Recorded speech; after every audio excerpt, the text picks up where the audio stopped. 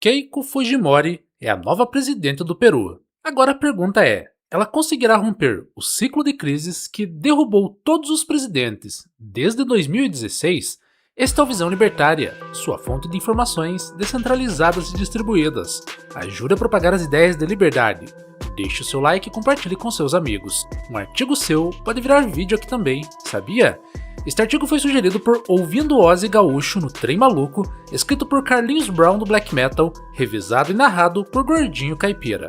No dia 3 de julho de 2026, Keiko Fujimori entrou para a história ao ser eleita a primeira mulher presidente do Peru.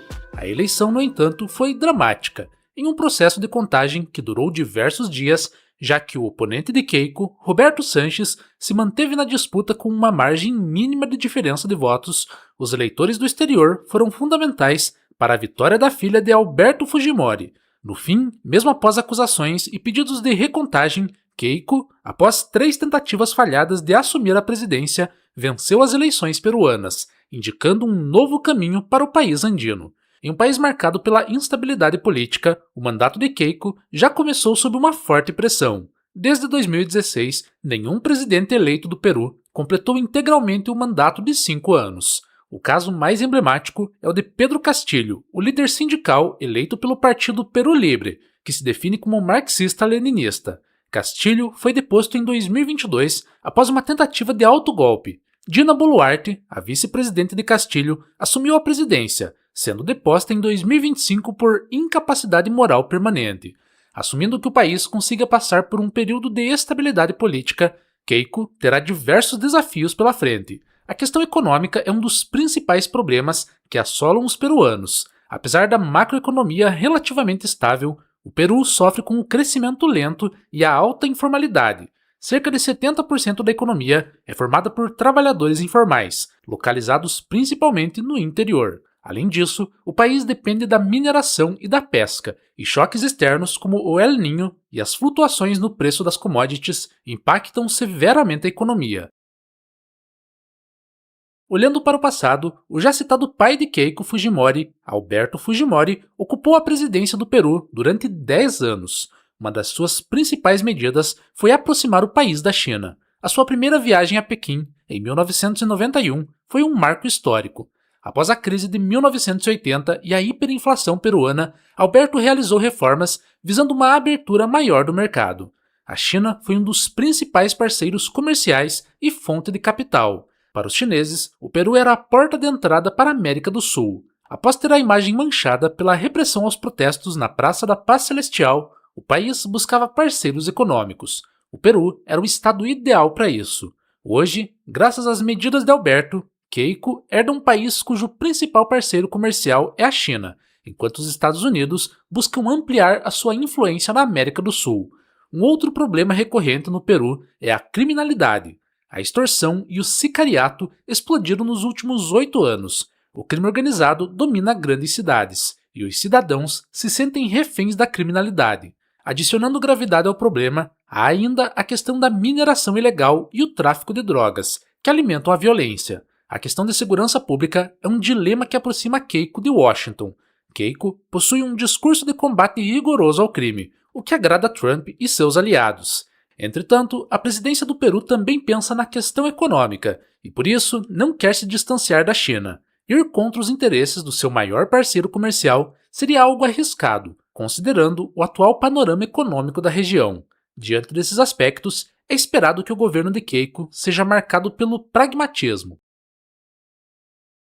A geopolítica peruana evidencia as dinâmicas do cabo de guerra entre Estados Unidos e China. Por mais que Trump deseje diminuir a influência chinesa na América Latina, essa missão é dificultada pelos investimentos chineses nos países ao sul da Colômbia. No Peru, a China investe nos setores de mineração, energia e infraestrutura. O Porto de Chancai é o projeto mais emblemático dessa parceria. Foram investidos cerca de 1,3 bilhão de dólares no projeto pela estatal chinesa COSCO Shipping Ports.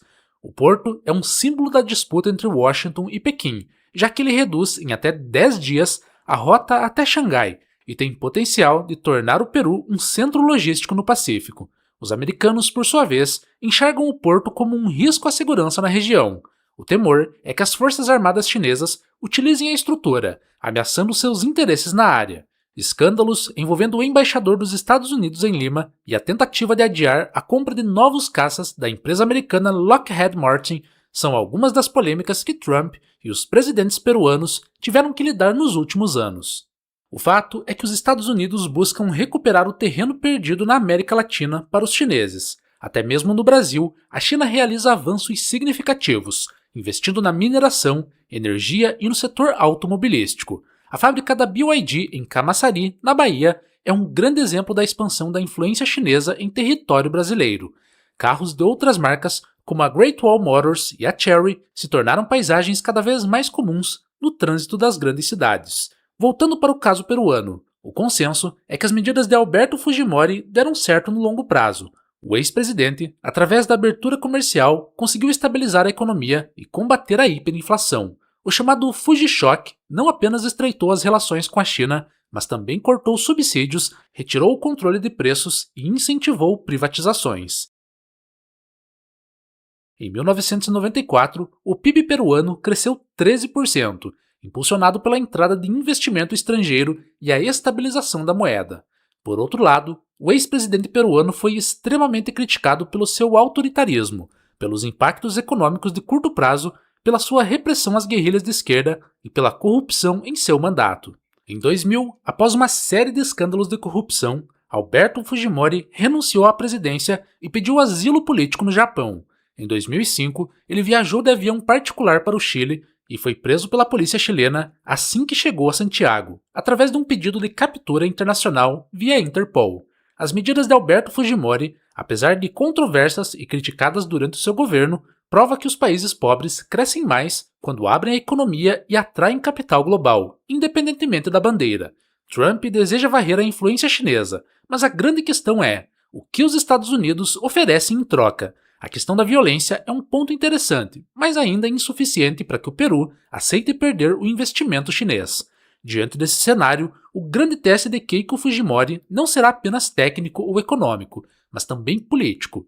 Como governar com pragmatismo em um país marcado por diversos problemas sociais e com duas superpotências tentando assegurar seus interesses na região.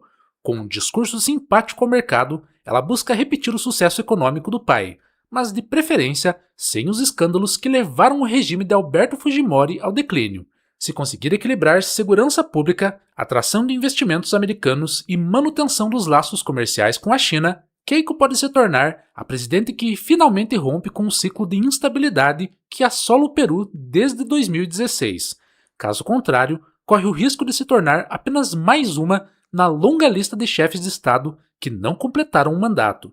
O Peru de 2026, portanto, se encontra em um momento delicado. O avanço rumo à estabilização institucional, que se encontra abalada desde 2016, se choca com as diferenças políticas externas de dois países com interesses regionais. A história recente mostra que o país andino sabe sobreviver a crises. Resta saber se, dessa vez, conseguirá superá-las. Obrigado pela audiência. Este é um canal colaborativo. Participe você também. Cadastre-se agora mesmo no nosso site visãolibertaria.com e envie os seus artigos por lá. Os colaboradores recebem recompensas em Bitcoin. Inscreva-se no canal e clique no botão da campainha para ser avisado de novos vídeos. Até a próxima!